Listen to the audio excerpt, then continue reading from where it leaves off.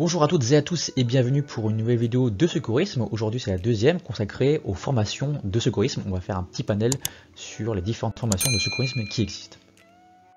Alors, les formations de secourisme sont des formations de plusieurs heures, généralement soit de une journée pour le PS1 par exemple, ou de 35 heures pour, en gros d'une semaine, pour le PS1 ou PS2. Ou qui peut également se faire sur soit une semaine complète, soit sur plusieurs week-ends, qui, comme dans toute formation, bien vous aurez des connaissances et compétences recherchées, notamment ici sur le secourisme. Ce sont des formations sur lesquelles vous apprendrez les gestes de secours, notamment par exemple la pose de garrot ou la compression manuelle pour arrêter une hémorragie, mais aussi et surtout les gestes concernant le massage cardiaque.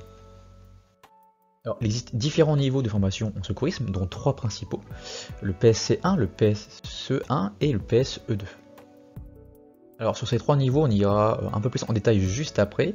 On a le PSC1 qui est premier secours civique niveau 1, on a le PSE1 qui est premier secours en équipe niveau 1, et le PSE2, premier secours en équipe niveau 2.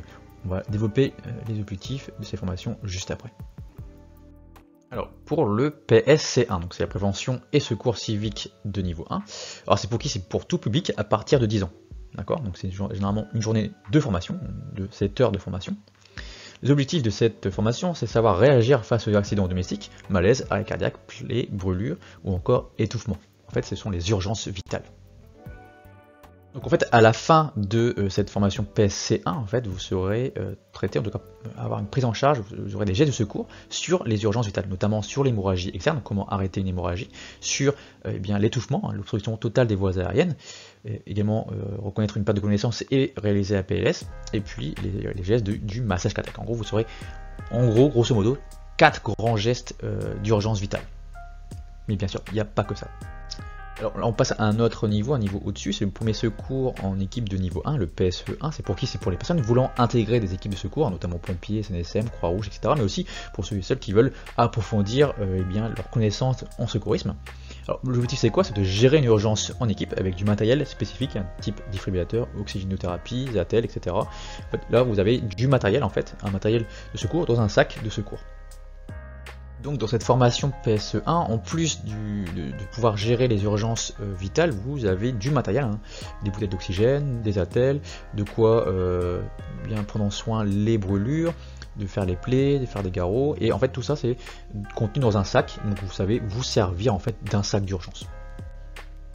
Ensuite on a le PSE2 qui est le premier secours en équipe de niveau 2, donc c'est le niveau au-dessus du PSE1, donc c'est pour qui? C'est pour les secouristes déjà formés au PSE1 et qui souhaitent évoluer et aussi encore approfondir leurs connaissances en secourisme. Donc l'objectif c'est quoi? C'est de renforcer les compétences en gestion d'équipe, avec une prise en charge avancée, en traumatologie, brancardage ou encore des urgences vitales complexes.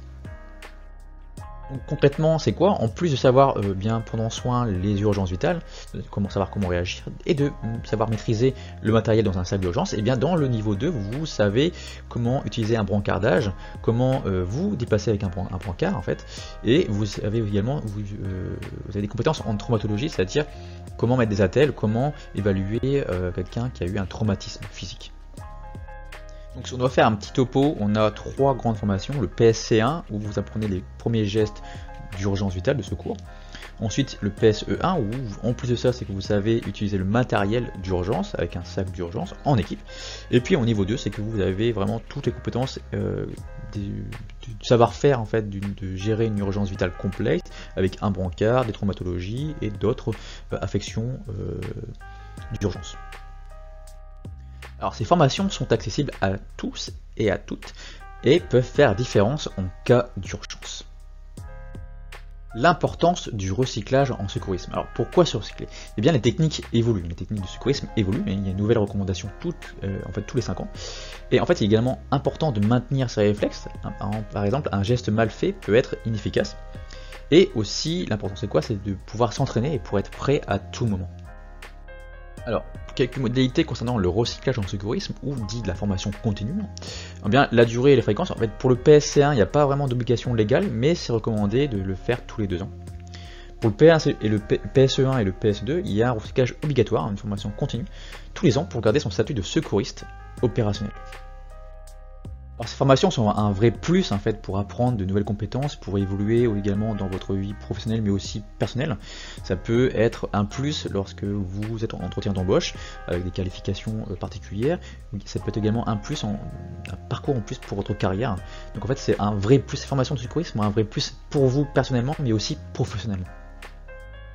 Alors j'ai principalement parlé des 3 grandes formations secourisme, PSC1, PSE1, PSE2, mais en fait ce sont des 3 piliers, un grand pilier qui permettent d'ouvrir bien vos champs de compétences et d'élargir un peu vos compétences et d'accéder à une vie professionnelle importante, notamment avec le BNSSA, d'où les formations secourisme sont un prérequis pour avoir le BNSSA, ce qui est le brevet national de sécurité de sauvetage aquatique. Personnellement j'ai initié en fait le secourisme par la natation. En fait, la natation m'a vraiment ouvert le champ des possibles en termes professionnels, mais aussi en termes d'expérience professionnelle. Ces formations secourisme peuvent également permettre d'obtenir en fait le SSA, qui permet d'être sauveteur en milieu naturel, mais aussi ce sont des prérequis pour être maître nageur sauveteur. Et encore tout récemment, il y a des formations assez récentes qui sont le SST pour devenir sauveteur secouriste au travail. Donc vous voyez, ça permet d'ouvrir le champ des possibles au niveau professionnel mais aussi personnel. Alors où faire vos formations secourisme? Eh bien il y a plusieurs organismes, notamment par exemple la protection civile, où vous pouvez vous former au secourisme. Il y a également la Croix-Rouge française, la Fédération française de sauvetage de secourisme, dans lequel vous pouvez également faire le BNSSA et aussi le maître nageur sauveteur. Il y a également les sauveteurs en mer, dont j'en fais partie. Et puis également chez les pompiers, un pompier en fait, le secourisme est la base du métier également de pompier, autre que éteindre des feux. Donc, vous voyez, il y a différents organismes, donc allez vous orienter vers celle dont vous avez l'appétence et que vous avez envie de vous investir. Alors, la vidéo sur les formations secourisme est terminée, j'espère que vous aura plu, j'espère que vous aurez appris des choses et que vous avez envie de vous former au secourisme. Donc n'hésitez pas à vous abonner si c'est le cas, si vous avez aimé la vidéo, n'hésitez pas à mettre un petit pouce bleu également, mettre un petit commentaire, je serai très content de vous lire. On se dit à très vite pour de nouvelles vidéos, notamment sur le secourisme. Allez, ciao.